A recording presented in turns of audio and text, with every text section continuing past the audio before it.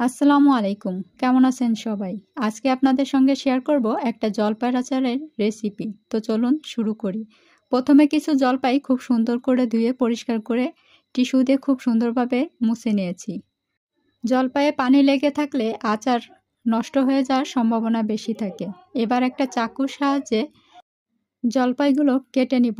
ভিডিওটা যদি লক্ষ্য করে দেখেন তাহলে বুঝতে পারবেন যে আমি কিভাবে কেটে নিচ্ছি। জলপাইয়ের চারিপাশ আমরা এভাবে কেটে নিব। ভিডিওটি দেখবেন, এভাবে ঘুরিয়ে ঘুরিয়ে চারিপাশটা কেটে নিব। সবগুলা জলপাই আমরা একইভাবে কেটে নিব। দেখুন, পুরো জলপাইটাই এভাবে আপনাদেরকে কেটে নিতে হবে। এরপরে আমি পাঁচফোড়ন নিয়ে নিয়েছি। আপনারা চাইলে মিষ্টি জিরা, জিরা, কালো জিরা, মেথি আলাদা আলাদা করে নিতে পারেন। আমি পাঁচফোড়ন নিয়েছি, সাথে কিছু মরিচ নিয়েছি। এগুলো সুন্দর করে টেলে গুঁড়া করে নিব। এবার কেটে রাখা জলপাইগুলো চিনি দিয়ে ভিজিয়ে রেখে দিতে হবে 1 থেকে 1.5 ঘন্টার জন্য। আমার কাছে সময় কম ছিল, তাই আমি 40 মিনিট রেখেছিলাম। এবার চুলায় একটা পাত্র বসিয়ে তার ভিতর জলপাইগুলো ঢেলে দিয়েছি। দিয়ে চুলার হিট মিডিয়াম টু লো হিটে রেখে এটা রান্না করতে হবে। আমার হাতে সময় কম থাকার কারণে আমি অল্প সময় রেখেছি।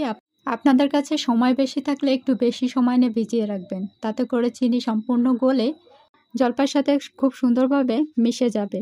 এই পর্যায়ে দিয়ে দেবো একটু হলুদের গুঁড়া আর একটু মরিচের গুঁড়া।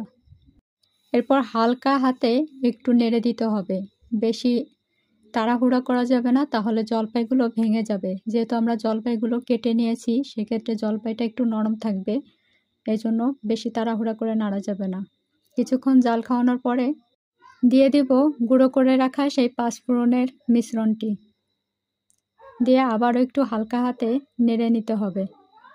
তারপর কিছুক্ষণ জাল খাওয়াতে হবে, যতক্ষণ না পর্যন্ত চিনিটি গলে জলপাইয়ের সঙ্গে মিশে শুকিয়ে যাচ্ছে। অপেক্ষা করতে হবে ঠিক ততটুকু সময় পর্যন্ত। আমি হয়তো আপনাদেরকে ঠিক সুন্দর করে গুছিয়ে কথাগুলো বলতে পারিনি, কিন্তু ভিডিওটা যদি আপনি একটু মনোযোগ দিয়ে দেখতে পারেন তাহলে সম্পূর্ণ আচারের রেসিপিটি আপনার কাছে খুব সহজ হবে। দেখেন কতটা লোভনীয় হয়েছে। এটা দেখতে যতটা লোভনীয়, খেতেও কিন্তু ততটাই মজার। মিষ্টি এবং ঝালটা আপনাদের পছন্দ অনুযায়ী দিবেন। আমি একটা জলপাই আপনাদেরকে একটু ভেঙে দেখাই। দেখুন কতটা সফট হয়ে গেছে। দেখুন, খুব অল্প সময়ে, খুব অল্প উপকরণে খুব মজার একটা আচারের রেসিপি। একবার হলেও ট্রাই করবেন। আমি একটা কাচের বয়ামে এভাবেই সংরক্ষণ করব সারা বছরের জন্য, রোদ্রে দেওয়ার ঝামেলা ছাড়াই। আপনারাও বাসায় একবার হলেও ট্রাই করবেন। সবাই ভালো থাকবেন, সুস্থ থাকবেন। আজকের মতো